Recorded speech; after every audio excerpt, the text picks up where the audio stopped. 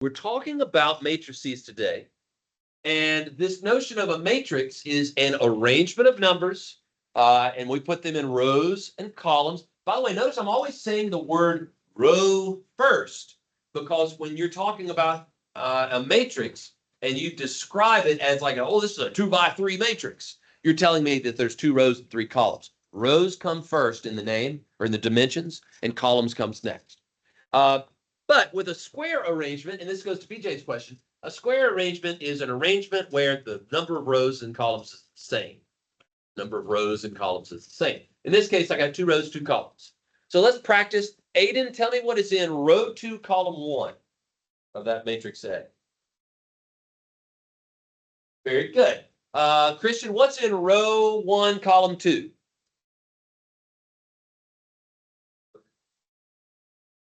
Row 1, column 2. That's okay. Hey, and if you're sitting in the back, you need to move up. Talk to me after class. I'll help you. But what do we think? Row 1, column 2. Bingo. Good. And so, like, that's just kind of basic nomenclature, making sure you can spot what's in the arrangement. But what we're going to talk about today is an operation you can perform upon that arrangement. There's several, and this first one is called a determinant. All right, make sure you know how to write that word down. Determinant. It's a predefined operation that you're going to perform. You can only perform it on square arrangements. A determinant is only doable on a square arrangement. So, like if I had that augmented matrix from last week, we were talking about a 2x3. You can't take the determinant of it. Okay, you can only take the determinant of a square arrangement. Now, Kenneth, go for it. All right, great question.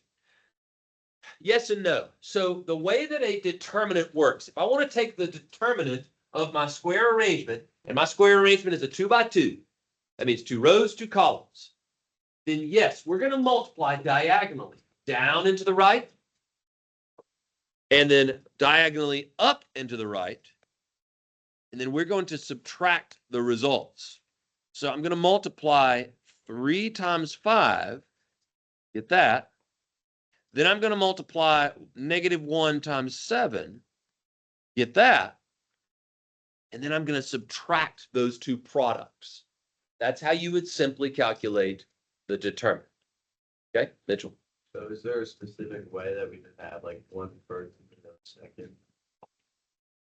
When you say to have 1 first, do you mean 1 product? Which product? Yeah, like Start in the top left. Start with the very first entry and then work your way down and to the right. Great question. That's an intuitive question because in just a second we're going to do 3x3s, and bless you, you have to do it that way. Nash? So it's always that one. Yes, sir. So for a 2x2 determinant, that's a predefined operation. And what you guys will do is you'll get quick at doing these in your head. Okay? You'll get quick at saying, okay, 3 times 5 is 15. Store that in my memory banks. -1 times 7 is -7, but subtract that becomes +7. 15 and 7 makes 22. Bingo, bango, bongo. 2x2 determinant. You can calculate that. Here's one for y'all to practice in green. Okay? Go ahead and write that one down. Example 1. Let's practice doing that one by hand here.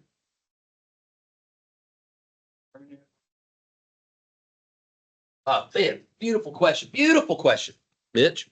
All right, does anybody notice what Mitch, he said, are you asking us to do the determinant, take the determinant? Do you notice anything a little bit wonky about my fingers now? Yeah, they're straight up. So this is the symbol. I don't know if y'all picked up on that. Mitch obviously did. The symbol that we've got here for determinant is where no longer is it a bracket, but it's straight up. Almost looks like what?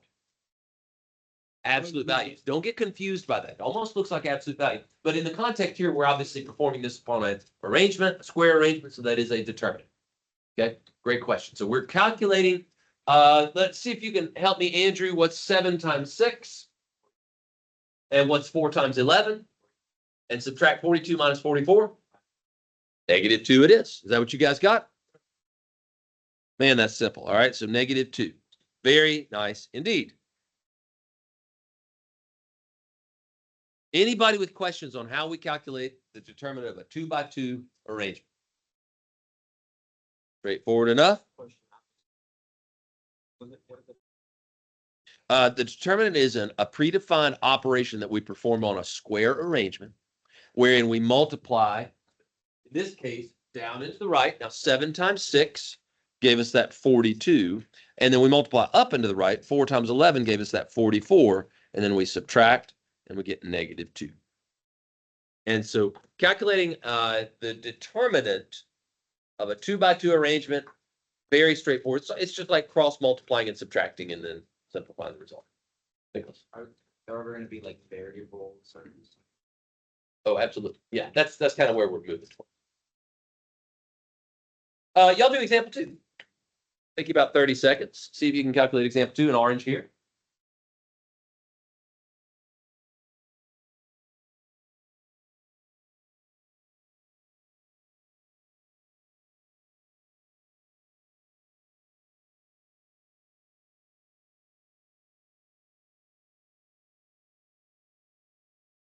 All right, Henry, you look like a man with a plan. What'd you do first? What'd you get? And then?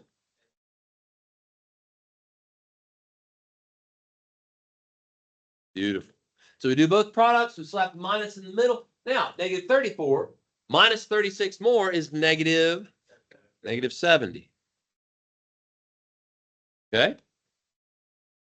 Ash? Try this one. Like, when? It's not a confusing question at all. I'm going to show you. And it ties in after we learn about determinants in 2.1 and multiplication in 2.2. We're going to learn something called Kramer's rule, which is where this stuff gets applied. Mario? So every time we see a square matrix, do we just shorten where it's by shortening it? Anytime you see a square matrix, you can perform the operation of finding the determinant on that. And then the determinant will be useful in some other applications. Now, I've got a little something pulled up here.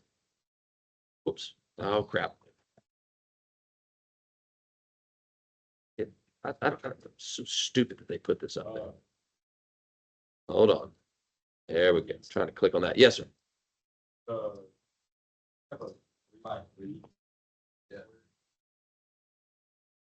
You mean like that next example? Yeah. Before we get to the next example, I'm trying to pull up. Yeah, this one right here. Okay. Part of my job this year is to teach you how to use your calculator. And I've been doing a pretty decent job of incorporating some calculator stuff.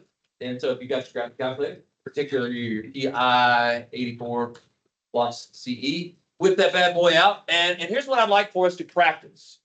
Okay, we're going to practice entering in some matrices.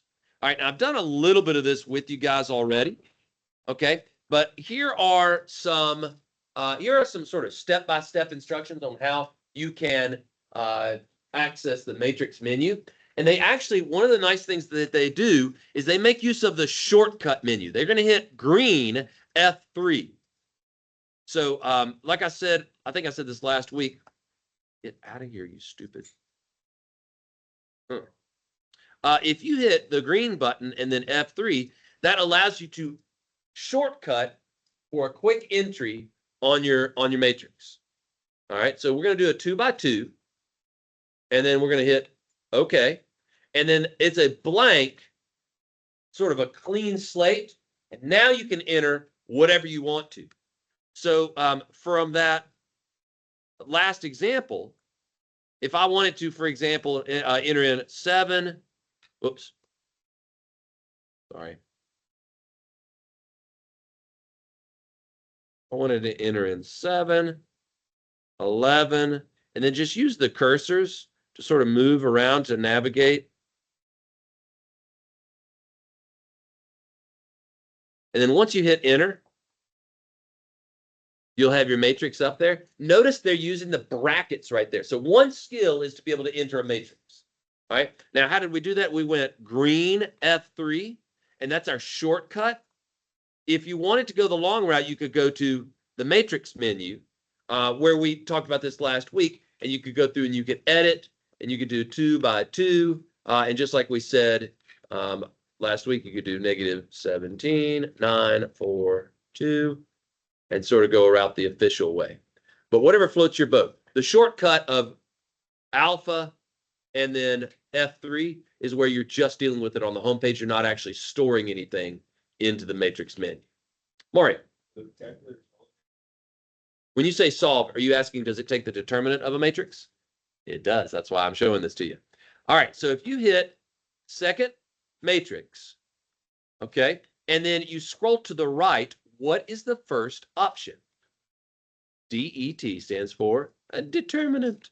And so what we could do is we could calculate the determinant of our matrix. All right. Now, in this case, I've stored in my matrix menu, I've stored a 2x2 matrix. And so there was matrix that we had in the orange example. And we did the determinant of matrix A was -70. Now, one might argue, Coach Morgan, I did that a lot faster with pencil and paper than I did, fiddling around with the calculator. And I 100% agree with you. Where will the calculator start to show? With the big ones. With the big ones. Bless you. Let's see here. Did we have a question from Mr. Estep? Let me, hold on. I got a root pronunciation. Michael, I know your first name. Estabe? Estep. Why did I write the stupid pronunciation the wrong way? All right, anywho, Michael, what you got? What did you press on the calculator to find the determinant? Oh, second matrix. So we access our matrix menu by going second, and then the button right down here below map. All right, that's your matrix menu. And then you scroll to the right, and it's the first option in the maths tab. That gives you answer. And that's, the answer would be the matrix at that point. Started and stored the matrix, the next step was the determinant. All right, so if you're catching what Mitch is throwing, he's talking about how with the shortcut, not actually going to the matrix menu, but just typing it in as a matrix. When you hit enter and you say, oh, that's my matrix, that's my orange matrix. And then you go second matrix, right? And if you haven't stored it, you can hit second answer and call it up. Or, I don't know if you guys knew this, you could go up and highlight a previous line of text. And just by hitting enter, whoops. There you go. Just by hitting enter, it will auto paste that in for you, and you can perform the determinant on that arrangement as well. Mitchell, thank you for Mitch and Mitchell. Thank you for that. Ken, how do I highlight? But just scrolling up. Oh, Yeah, and you can actually scroll up. Did y'all notice that I had cleared out my history? I had cleared off my screen, and I still have all this jibber jabber up there. And look, this is stuff from last week in my trig class, for crying out loud. So even when you clear your screen, do you see that word up there where it says history? Right? So it still saves a bunch of stuff. Now, if I go second quit, back down to my home screen, I clear it off, I'm back like clean slate, but still that history is accessible if I just roll up. But how do you do the determinant? All right, so second matrix. So that matrix button is right here where it says matrix above that fourth key. And then you scroll to the right to access the math tab. And then you hit DET. And then whatever matrix you want. So like, for example, if we wanted to do the determinant of some 2x2, you could type it in that way and just hit enter. And then that gives you the 2x2 determinant. Now, calculating it by hand with the 2x2 is much faster. That's why you need to know it. But now I would like to look at calculating a 3x3. And we could definitely plug this in on the calculator. And some of you guys that are real tech savvy on your calculator, you could probably do this pretty quickly. But I'm gonna ask you to hold off on it just yet. So just hold off on the calculator application just yet. I still see 4 of you punching buttons. So just hold off on the calculator. And I want to talk about how to evaluate a 3x3 by hand as an exercise so that we can kind of gain a little bit of a better insight into this process. How would you, Michael Davis, you're a pretty intuitive guy. How would you go about doing some kind of diagonal multiplication here? Or what better question would be, like, what do you think the determinant would look like for a 3x3?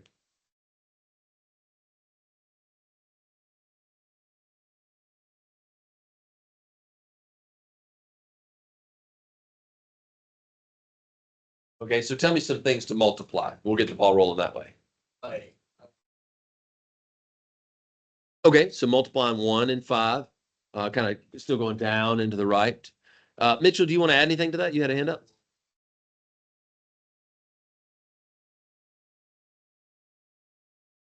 Four squares. I don't follow.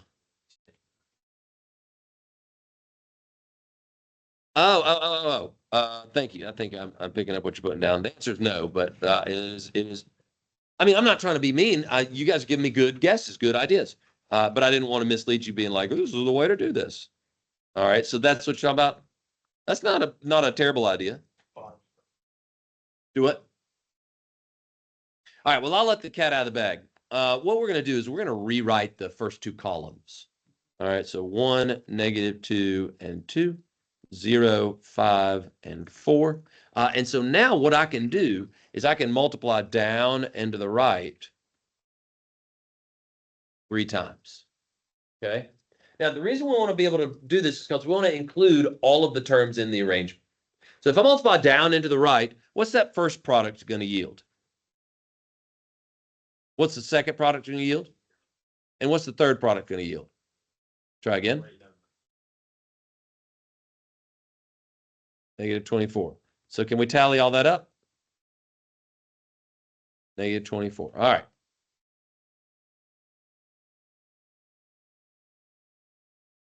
And then now I want to go up and to the right 3 times. Okay, I want to go up and to the right 3 times. So what are those 3 products going to yield?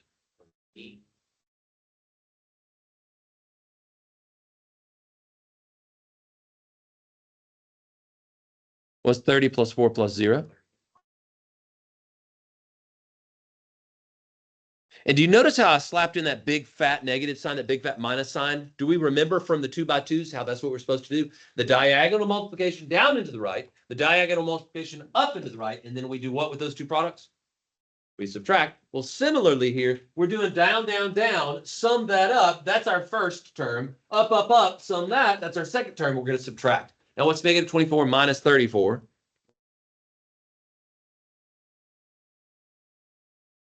Now, how can I test that? How can I check that? All right, let's do it.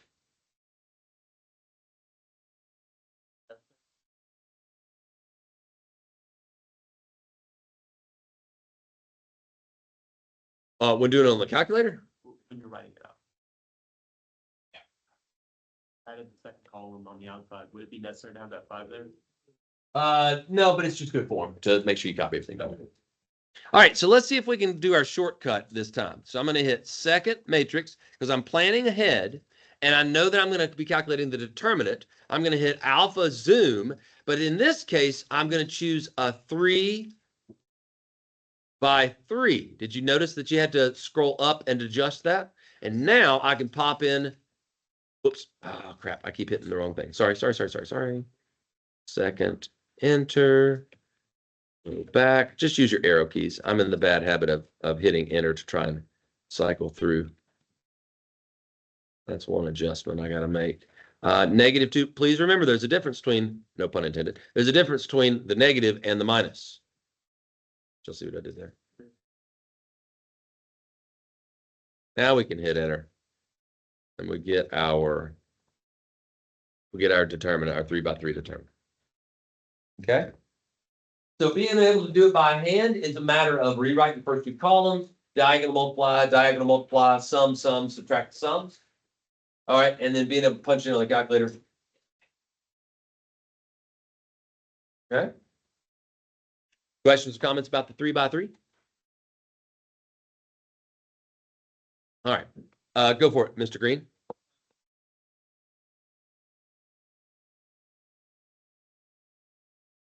Great question. It got used right here. There's your -2 got doubled up, and the 5 got doubled up, and the 1 got doubled up.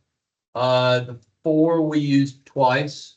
In other words, everything was getting used twice. Everything was included in a diagonal multiplication down to the right and diagonal multiplication up and down. All right. Now, there's an interesting application. This kind of ties in with Nash's question. There's an interesting application. This actually, you could find the area of a triangle.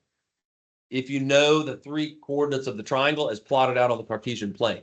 I don't know if it's something y'all went through in geometry, but it certainly is something that you could put in your repertoire as far as finding the area of a shape when you're given its 3 coordinates. All right, you could literally make an arrangement, a square arrangement, a 3 by 3, out of all of the ordered pairs, make your far right-hand columns 1, and then we're going to have a 1/2 up front. And note about the plus or minus. What that does is it allows us, if this determinant yields a negative number, then we would take the opposite of it. If that determinant yields a positive number, we would leave it as positive because obviously area we're not considering to be negative in these cases.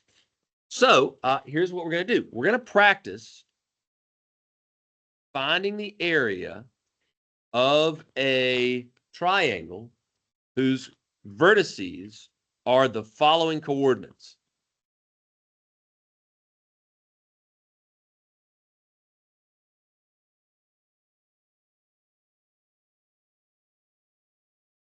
All right.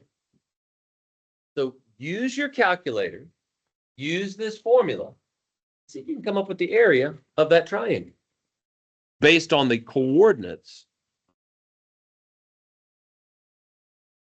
of the vertices. And I will mention, by the way, please don't forget the 1/2.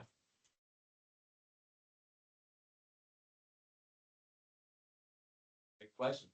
It's so beautiful. It does not matter. I told you guys I wasn't going to teach you a linear algebra course, but in linear algebra, you'll learn one of the elementary row operations that you can perform upon a matrix is that you can interchange the rows, and it doesn't matter. It doesn't affect the functionality at all. All right, so like, check this out. You guys knew this to be true. Let me go home and your board. You guys knew this to be true back when you were solving systems. Like, right, if I gave you 2x plus 3y equals 6 and x minus y equals 5, that system, man, I don't give a dump if the x minus y equals 5 is on top or on bottom. It's still the same system. And so what we notice, and these dots drive me nuts, what we notice is that there's an elementary row operation that says you can switch row 1 and row 2, and it doesn't make a bit of difference. All right. And you'll learn that in linear algebra if you take math courses in college. For us, you can call point 1 whatever you wanted to call point 1. There are 3 points on the triangle. Anybody got a number, by the way? I haven't worked this one out yet. 11. Anybody got a different number? What's the top left? -1, 4. -1, 4. Come on, Gilmore.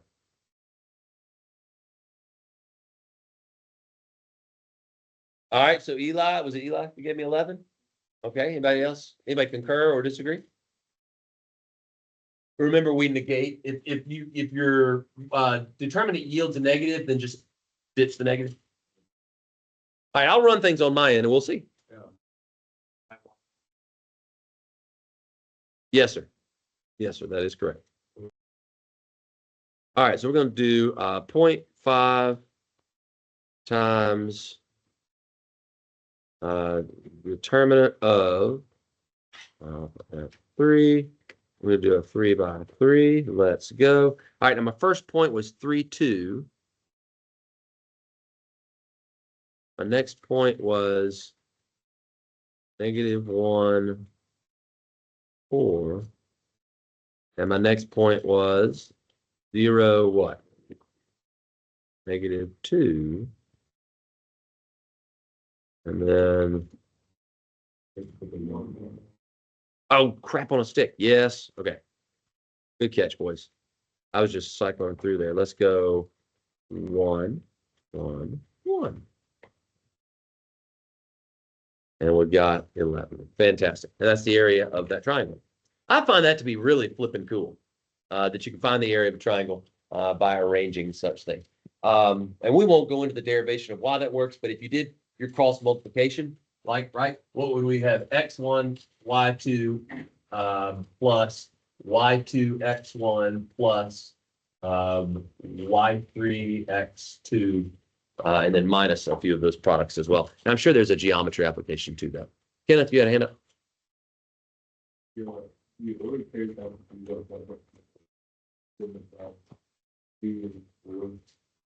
Correct. Yeah. The ordered pairs, they have to, they can interchange rows, but you can't interchange columns. All right. Y'all ready to move to a 4x4? Yes, sir. Henry, you good? All right. Now this is a 4x4, but again, I'm gonna ask you to do it by hand, and I'm gonna show you a different trick this time. Like in the previous one, when we learned the 3x3 by hand, I had y'all rewriting the first couple columns. In this case, if you wanted to do it that way, you rewrite the first how many columns? Good, very good. Intuition paid off there. Yeah, you would rewrite the first 3 columns, except I'm going to teach you a technique called expansion by the minors here.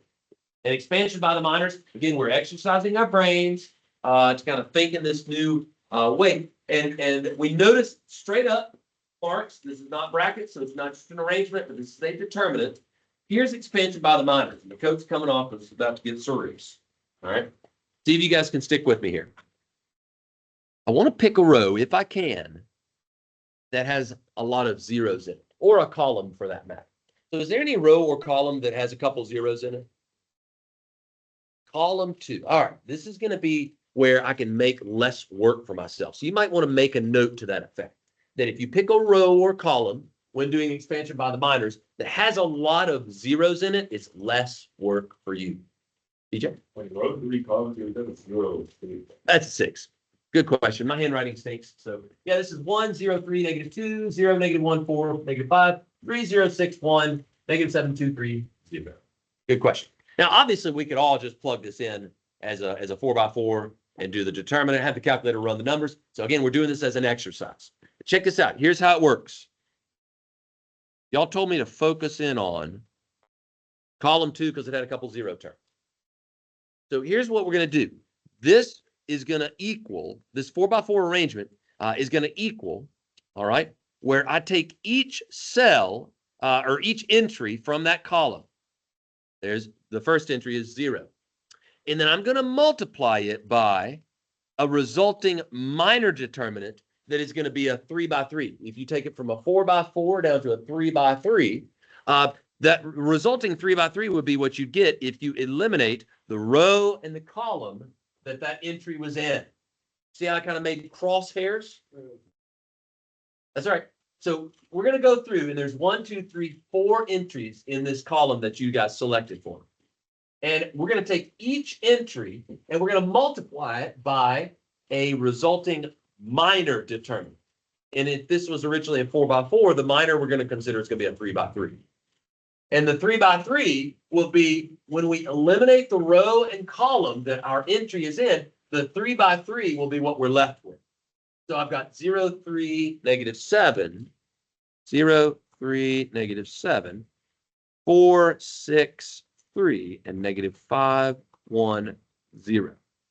Okay, that's what's called, this is called the minor or a minor determinant, a minor determinant there. Why do I like expanding about a column that's got zeros in it? So if there were a bunch of zeros, then I don't have to. I'm showing this first one just for dexterity's sake, but I don't have to. Now, here's, I told you it's going to be tough. The jacket came off. Here's the curveball. This coefficient, I know it's 0, this is trivial at this point, but it will matter for these other two. This coefficient either needs to keep his sign or lose his sign. Either needs to keep his sign or lose his sign. Okay? And he's going to keep or lose based on his location. All right? So in which location, Finley, is this entry or is this element? Row, column. Which row and which column? Row 1, column.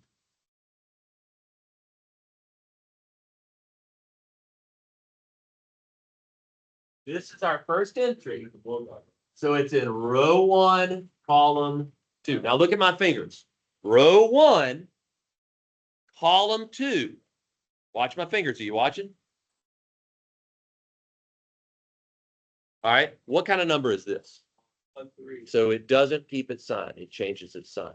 an odd number resulting from the sum of the location changes its sign. Isn't that convoluted? I told you, man, curveball. All right, so he would change his sign. Of course, I said it's trivial with 0, but I'm gonna go ahead and change his sign anyway. Okay. Now we're done with that 0, and we're gonna move on to the next one. All right, so -1, and he's gonna be multiplied by a resulting minor determinant again. That minor determinant is going to be 1, 3, -2, 3, 6, 1. I like to do that at the end. 7, 3, 2. All right, now what's his location, Mitchell? 2, 2. Watch my fingers, fellas. Watch my fingers. Are you ready? All right, and that's what kind of number? Even number. So he doesn't change his sign. So odd changes the sign, even does not. So we're going to keep him at -1. Nash. Why did we change this sign? Because the location was row 1, column 2. We'll say row 1, column 2, and 1 plus. Like a -0. It's trivial. It doesn't matter. I put it there for dexterity's sake. Just to be consistent. Right. But I mean, that's a good point that Nash brings up, a kind of a background explanation as to why row 1, column 2, 1 plus 2 is 3, 3 is odd, therefore he changes his sign. Do I need to really hassle about this much at all? All right, what about the next one? Row 3, column 2, 3, 2 is odd. So again, we would quote change his sign. But do I really care about that? No. And then last but not least, okay, I'm going to get down to what? What's my final entry? 2. What's his location? We'll go ahead and play ball with Mitchell. What's his location? Row 4, column 2.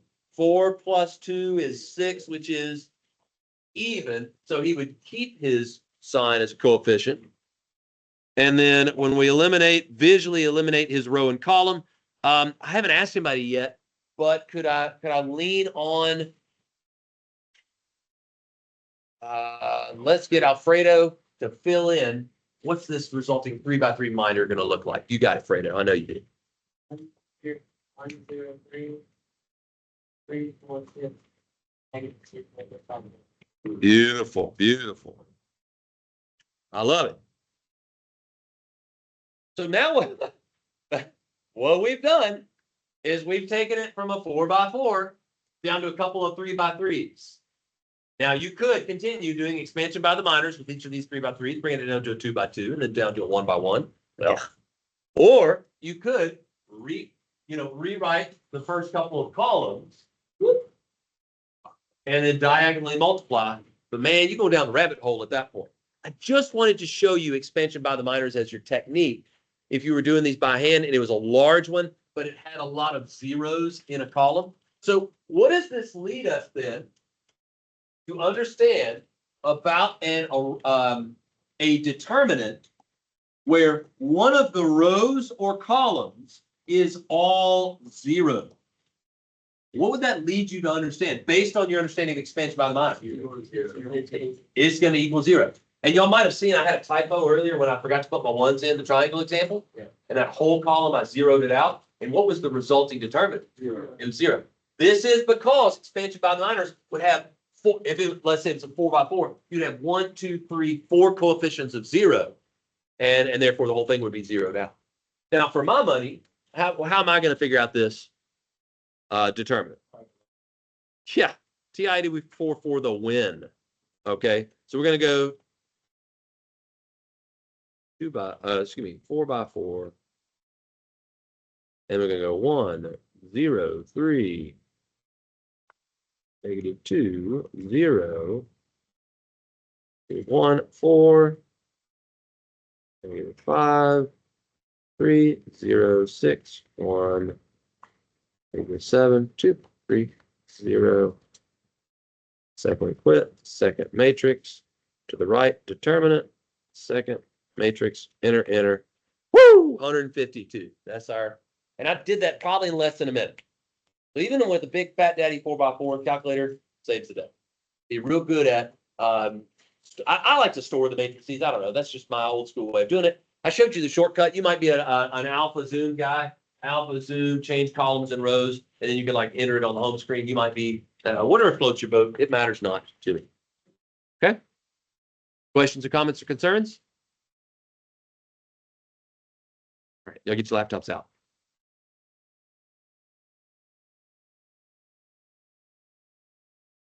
We've got a little delta math for us. Classwork 2.1. Now, classwork 2.1 is super easy. All it's asking you to do is 2x2 and 3x3 determinants. In fact, I bet you could get it done by the end of class. All right. You have 10 minutes. All right. So if you got your graphing calculator, man, you set. You're in like Flint. If you haven't got your graphing calculator yet, tisk, tisk. Now, some of those calculators, Cochran, what you got? Some of them can do. These lower end ones will still do it. But if you don't have your graphic calculator yet, you gotta get it. Telling you. I think that back.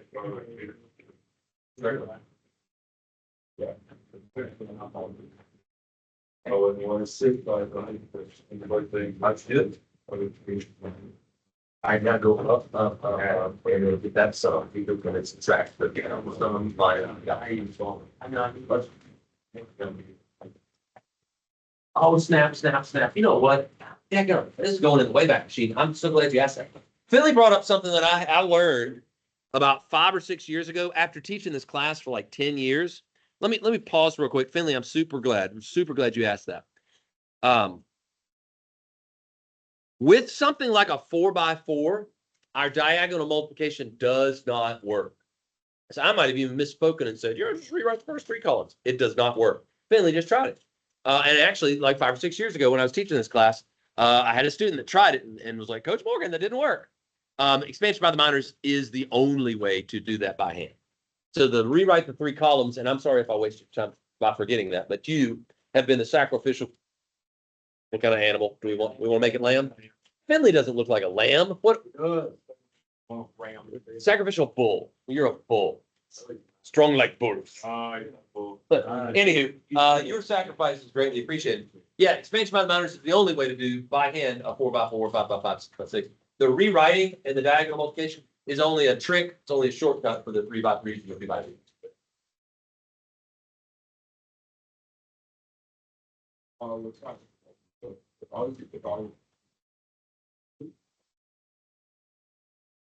Right.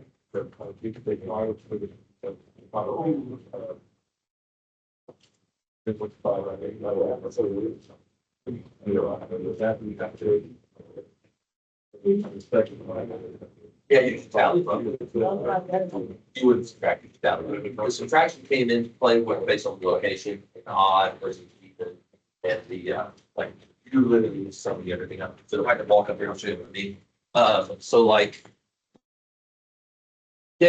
this whole kit caboodle plus this whole kit caboodle is going to give you your final result. You know what I'm saying? Yeah, because the signage, whether you change the sign or that comes into play here based on the location and whether we change the sign or not.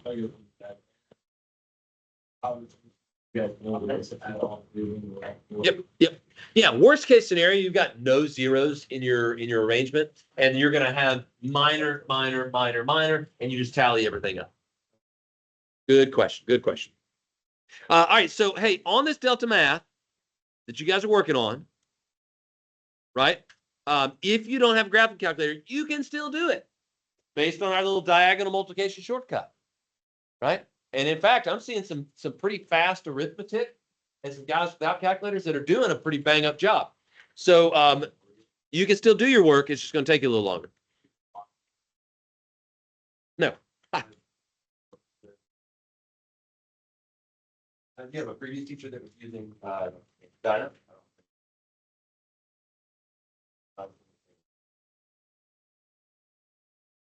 What is Studio Path even? Is that? I think I'm. Yeah, I've never used that. I bet somebody had you doing whatever.